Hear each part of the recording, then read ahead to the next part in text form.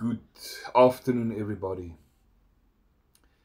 It's good to be on the network or YouTube channel, and it is burning in my heart to bring this message this afternoon. The message that I will preach or bring or teach this afternoon is not a popular message. You know, in these days you can bring a lot of message on how to be a better Christian, how to improve yourself and all these things. But you as a Christian will not have any success if it's not, you do it in a standpoint of holiness. Your inspiration must be holiness. Whatever you do for the Lord, you must stand for holiness. And this is exactly what I want to talk about. You know, I was reading the book of Revelations. And while I was going through the church ages, you know, the church of Sardis and Laodicea and the Philadelphia.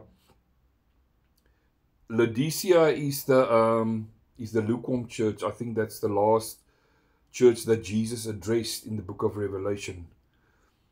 But before I pray, I just want to read the scripture that really stuck my heart, or just it penetrated my heart when I read it.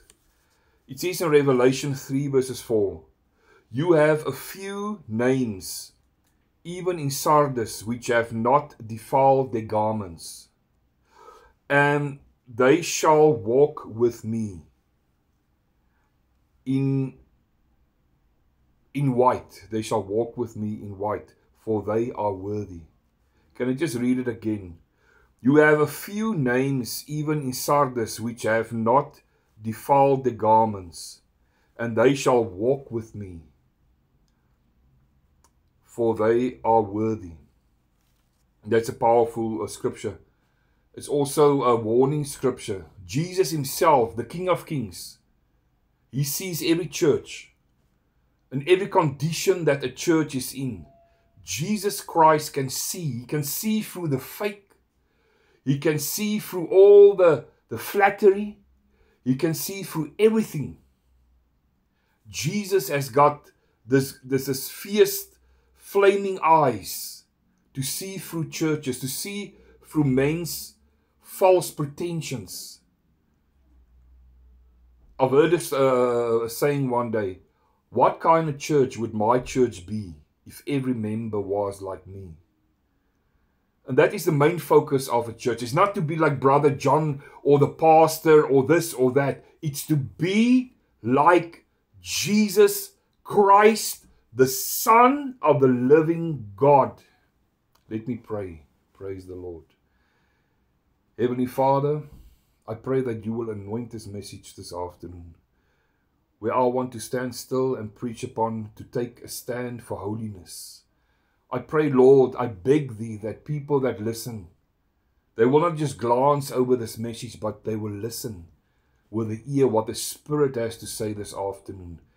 That they will take a stand for holiness. They'll take a stand, Lord, for you this afternoon, Jesus Christ, Son of God.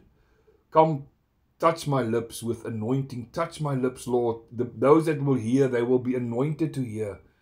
And they will confess their sins there, that they didn't take a stand for holiness.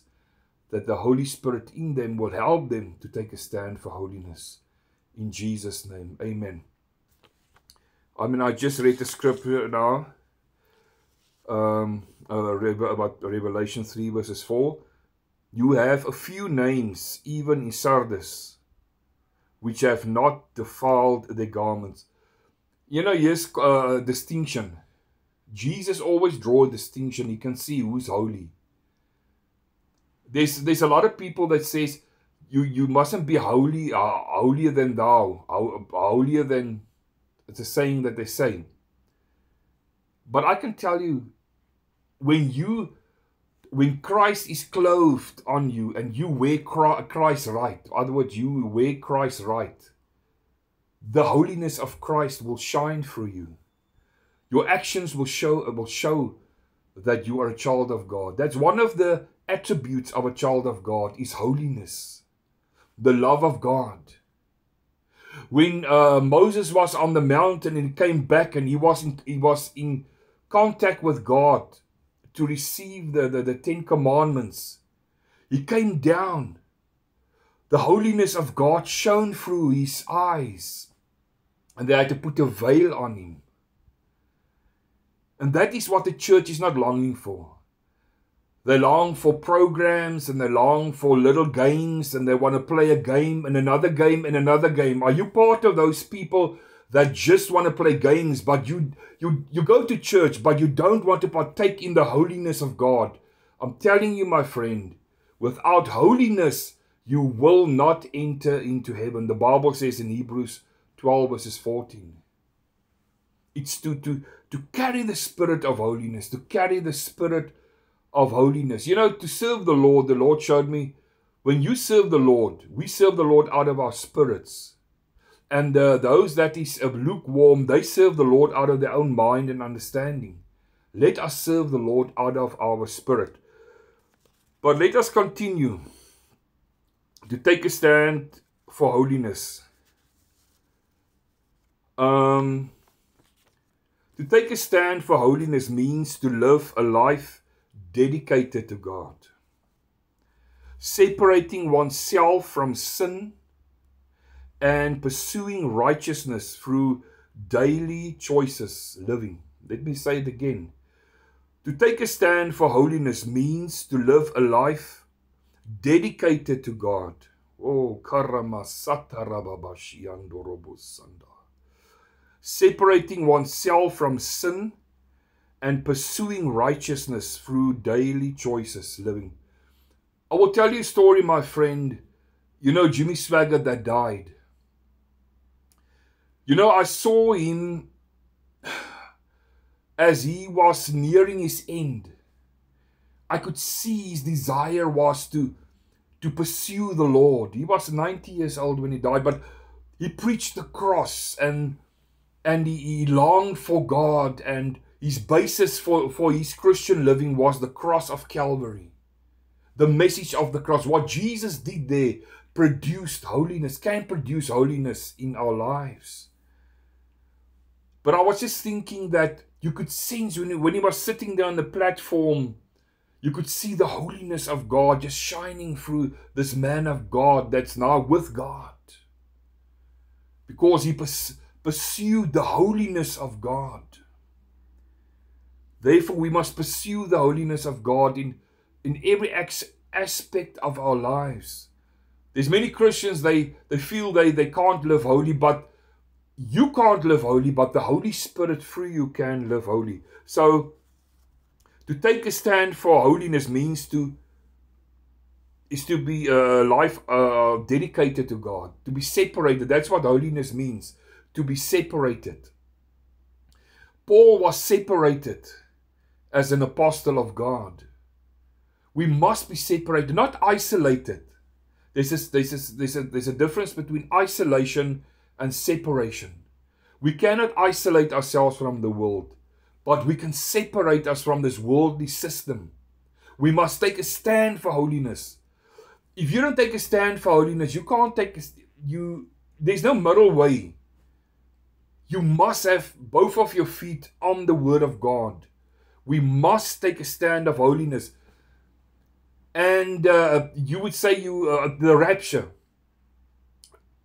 There's a lot of Christians that when the rapture is going to take place, they're going to be left behind. You know why? Must I tell you why? It's because they lived their Christian life like they wanted to. They never pursued the true holiness, the character of God. Let it be a warning to you. If you are not going to pursue the holiness of God, you are not going to be raptured by Jesus Christ. We must pursue, we must have holy garments. We must have holy garments.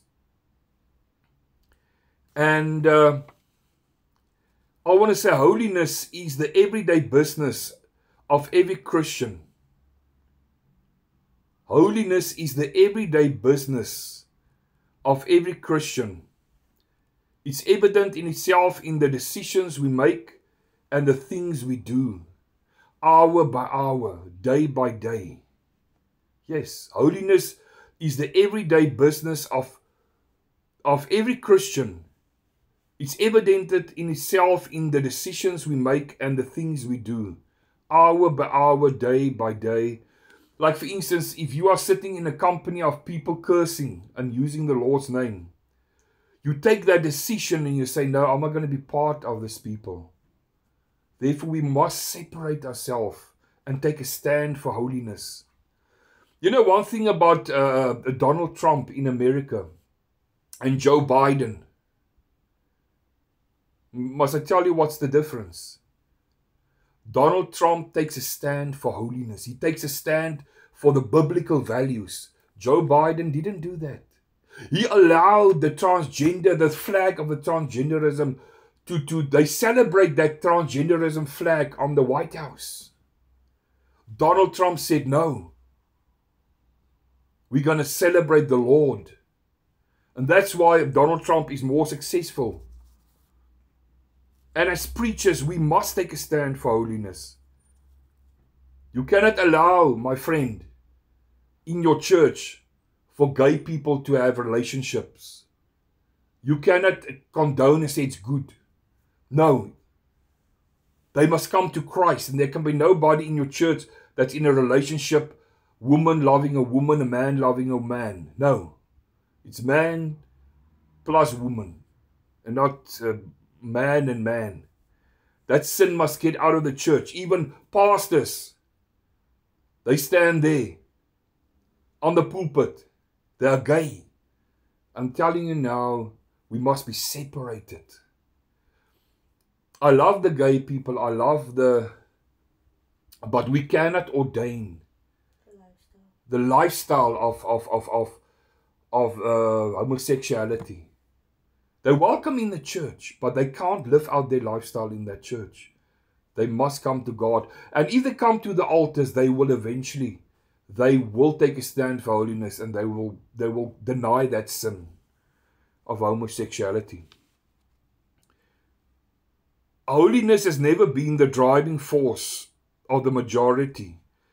It is, however, mandatory for anyone who wants to enter the kingdom of God. Holiness has never been the driving force of the majority.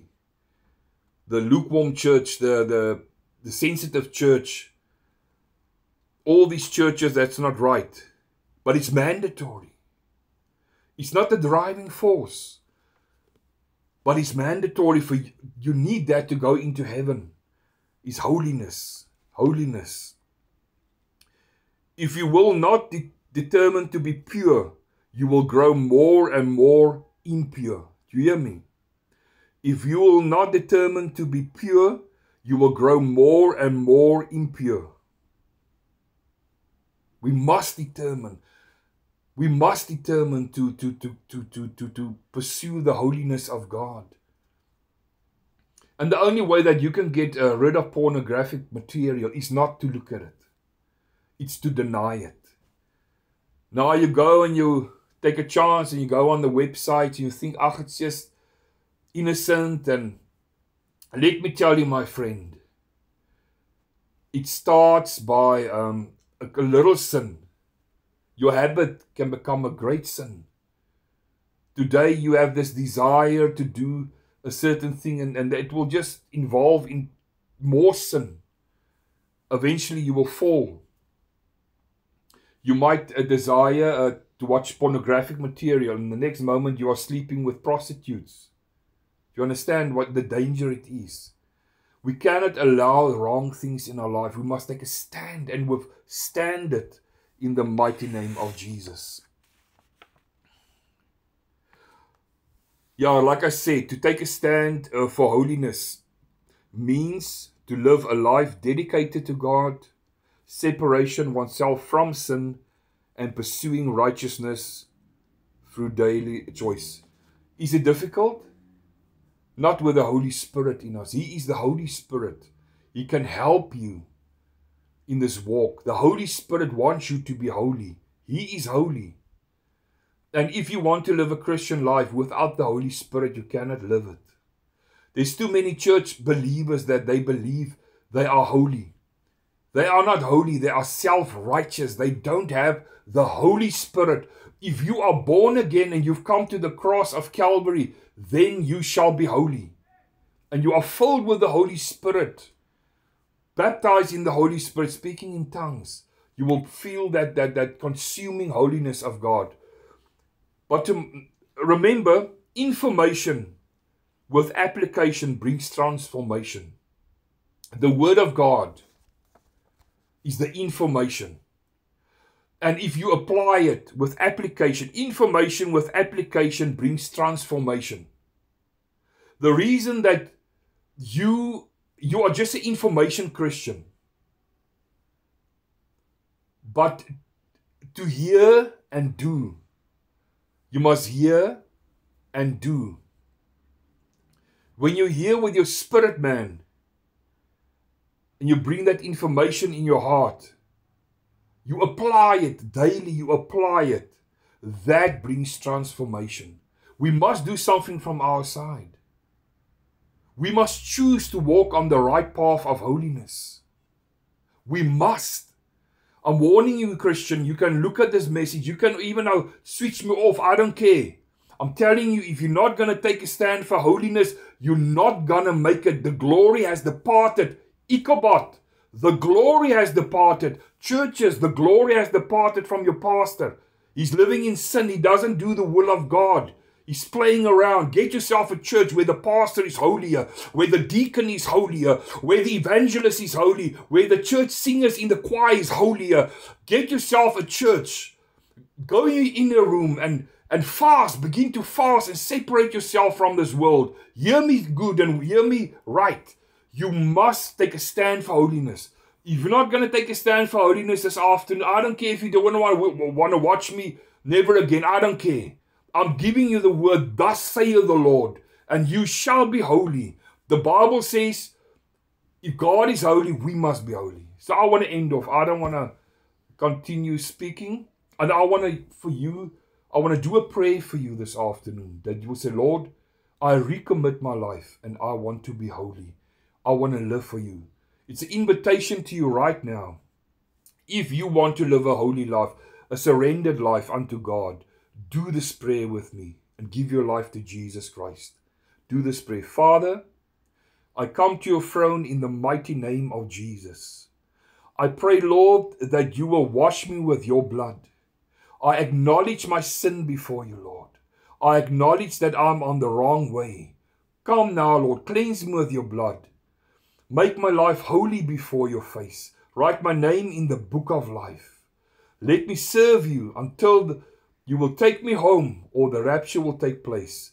I give my life to you to take full control and make me holy. In the mighty name of Jesus Christ. Amen. So beloved people, if you've loved this video, I don't know if you've loved it or hated it or what you liked, but I'm here to tell you the truth. So if you liked it, you can give me a thumbs up, you can share it, but this message is not a play around message. This message is thus saith the Lord. I'm not going to withdraw the words I've said this afternoon. It's time to forget about playing games and to start all over and serve the Lord in holiness. So God bless until we see each other again. Amen.